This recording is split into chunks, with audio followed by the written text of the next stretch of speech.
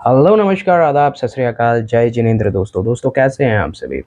I hope you all are doing really well. आप सब बेहतरीन होंगे और मैं आज अपने इस पॉडकास्ट में आप सभी का बहुत बहुत स्वागत करता हूं। आप सभी को इस्तकबाल करता हूं, आप सभी को सलाम करता हूं, आप सभी को जय जिनेंद्र कहता हूं। और चूँकि आपसे ढेर सारा प्यार करता हूं, इसीलिए एक प्यारी सी कहानी लेकर आप लोगों के साथ मुखातिब हूँ और आप सभी से बातें कर रहा हूँ। दोस्तों, बीते दिनों में आपने मेरे वीडियोस डेफिनेटली देखे होंगे, जो वीडियोस मैं toxic culture, toxic environment, toxic relationship के ऊपर बना रहा हूँ। मैंने सभी से रिक्वेस्ट की थी कि अगर आपकी कोई कहानी है, आप चाहते हैं मुझे कि इस कहानी को मैं अपने पॉडकास्ट में शामिल करूँ, तो प्लीज़ मेरे साथ अपनी अपनी स्टोरीज़ शेयर करिए। वैसे ही मेरे एक दोस्त हैं जिन्होंने अपनी स्टोरी लाइन मेरे साथ शेयर करी। उनकी रिक्वेस्ट थी कि प्लीज़ मेरा नाम आप रिवील मत करिएगा इस वीडियो में। So as per his request we are not revealing his name.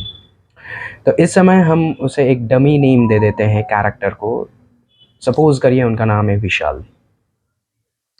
विशाल एक कंपनी में जॉब करता है। उसे जॉब करते-करते तकरीबन 5, साढ़े 5, 6 साल हो गए दोस्तों। साढ़े 5-6 साल के टेन्योर में काफ़ी अप एंड डाउन्स आए। कई बार उसे लगा कि ये प्राइवेट नौकरी उसके लिए काफ़ी टफ़ हो रही है। उसने काफ़ी सारे चैलेंजेस फ़ेस किए। कई बार कंपनी बंद होने की कगार पर आ गई, पर वो बिल्कुल डटा रहा कंपनी के अंदर, एक एक ऑनेस्ट एम्प्लॉयी की तरह, एक ज़िम्मेदार एम्प्लॉयी की तरह वो लगा रहा। उसने खूब मेहनत की।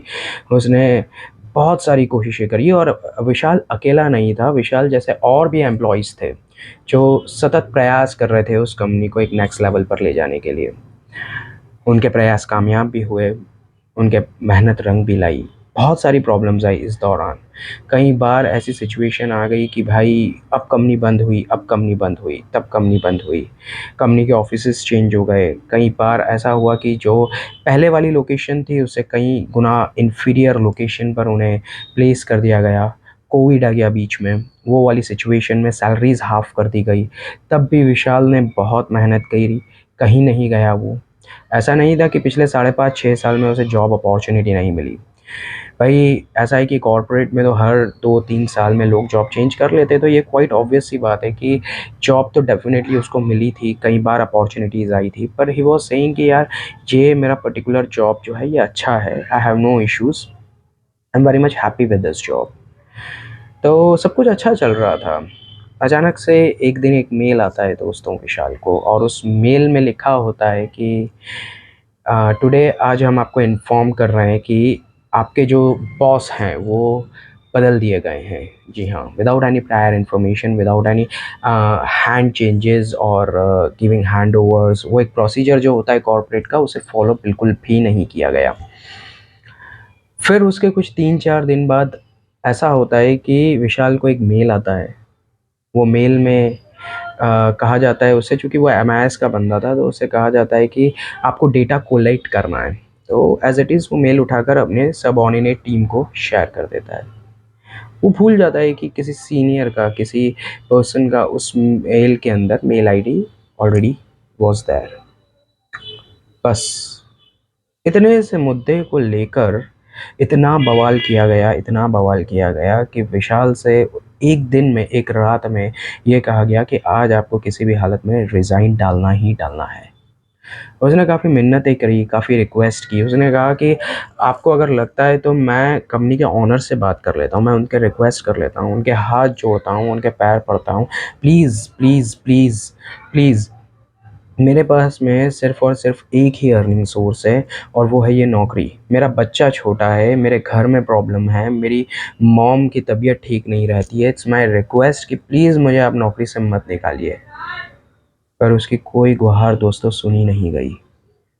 उसे एक दूध में पड़ी हुई मक्खी की तरह निकाल कर फेंक दिया गया।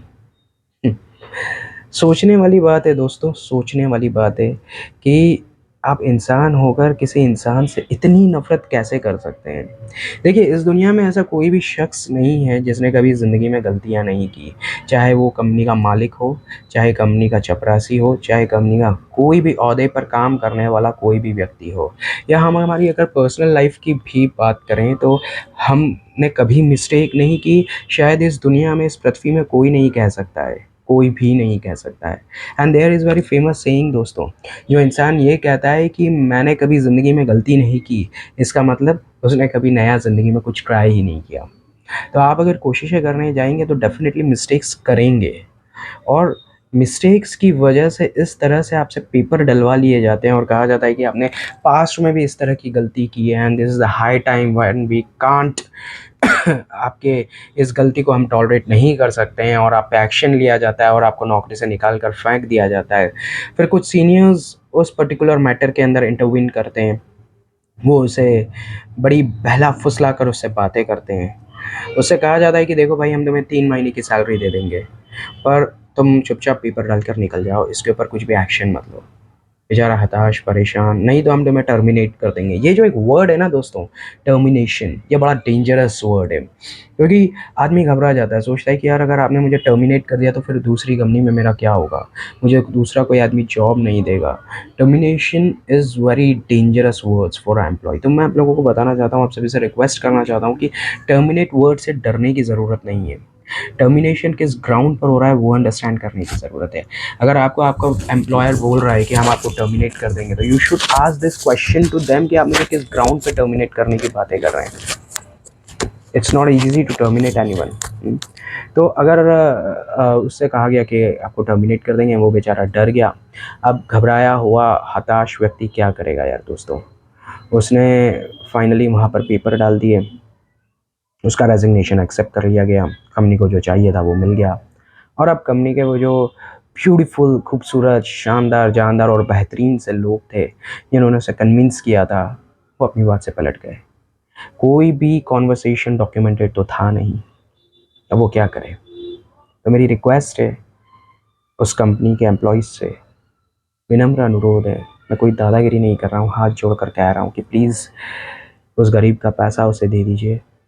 उसके घर में उसके बच्चे हैं, उसकी वाइफ है, उसकी मॉम है, तो उसे पैसे दे दीजिए, उसे पैसे की बहुत ज़रूरत है। अच्छा, आपने इतने शानदार समय पर उसे निकाला जब फेस्टिवल है, दिवाली सामने खड़ी है, नवरात्रि जस्ट निकली है, तो इस दौरान ना खर्चे थोड़े से बढ़ जाते हैं, बच्चों के खर्चे होते हैं, बहुत सारी समस्या से इस समय वो दोस्त मेरा गुज़र रहा है। तो मैं आप सभी से रिक्वेस्ट करूँगा कि प्लीज़ उसे पैसे दे दीजिए सर, और अगर पॉसिबल है तो have a little bit courtesy, ज़्यादा नहीं, थोड़ी सी कर्टसी रखिए, इंसानियत रखिए। उस बेचारे को जॉब नहीं मिल रहा है कहीं, उसे जॉब पर अगर वापस रख सकते हैं आप, तो प्लीज़ रख लीजिए। एटलीस्ट उसे थोड़ा सा टाइम दीजिए, 3 महीने 4 महीने का, कि भाई तू नौकरी ढूंढ ले और फिर चला जाना। ये एक केस नहीं है दोस्तों, ऐसे हज़ारों, लाखों, करोड़ों केस हमारे देश में रोज़ हो रहे हैं। मैं आप सबसे विनम्र अनुरोध करना चाहूँगा कि अपने केस मुझ तक पहुँचाइए। अगर आपकी आवाज़ बुलंद करने में या आपको थोड़ा सा सपोर्ट करने में मैं आपकी कोई मदद कर सका, अगर उस रिक्वेस्ट को आगे पहुँचाने में मैं आपकी कोई मदद कर सका, तो मुझे बेहद खुशी होगी। और कोई दादागिरी नहीं है, कोई पहलवानी नहीं है, कोई धमकी नहीं है। मैं सिर्फ रिक्वेस्ट कर सकता हूँ बीइंग अ नॉर्मल इंडियन, और वही मैं कर रहा हूँ। एक हिंदुस्तानी भाई होने के नाते, आप लोगों का दोस्त होने के नाते, आप लोगों का हमदर्द होने के नाते आप सबसे विनम्र अनुरोध कर रहा हूँ कि प्लीज़ ऐसा किसी के साथ मत करिए, क्योंकि जब किसी का पैसा निकलता है ना, जब उसकी अर्निंग ख़त्म हो जाती है ना, तो वो बड़ा परेशान हो जाता है दोस्तों। Please, it's my request.